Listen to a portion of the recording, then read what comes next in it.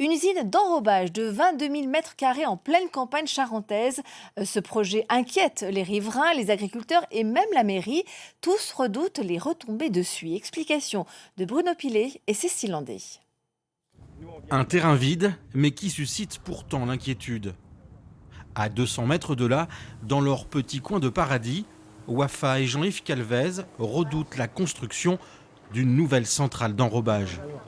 En 2019, ils avaient déjà été impactés par une usine temporaire.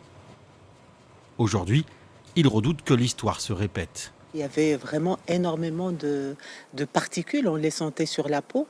Et puis, il y avait cette espèce d'odeur qui vraiment restait, nous imprégnait les vêtements. C'était horrible.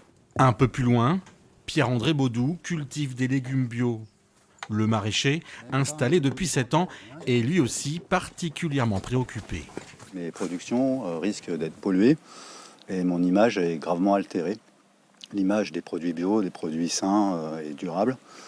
S'il y a une centrale à bitume dans la région, ça jette le doute sur les productions. Marsac, non loin d'Angoulême, ses paysages de cartes postales au cœur de l'appellation Cognac et ses 900 habitants dont la plupart vent debout contre le projet d'une centrale d'enrobage.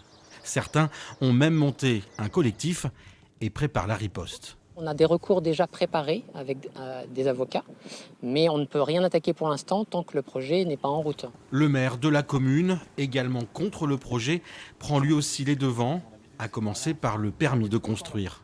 On ne le signera pas. Peut-être qu'on prendra le risque d'aller au tribunal administratif. Mais on fera tout de toute façon pour qu'on trouve une faille pour que le permis de construire ne soit pas accordé. Une pétition en ligne a déjà récolté plus de 1400 signatures. De son côté, Grand Angoulême, propriétaire du terrain, n'a pas souhaité s'exprimer. Et pour être complet sur cette affaire, sachez que l'entreprise ESO Enrobé de Sud-Ouest s'exprime dans un communiqué. Elle rappelle que le projet a été validé par la communauté d'agglomération de Grand Angoulême et qu'une consultation publique vient de se terminer. La préfecture de la Charente devra ensuite statuer sur le dossier.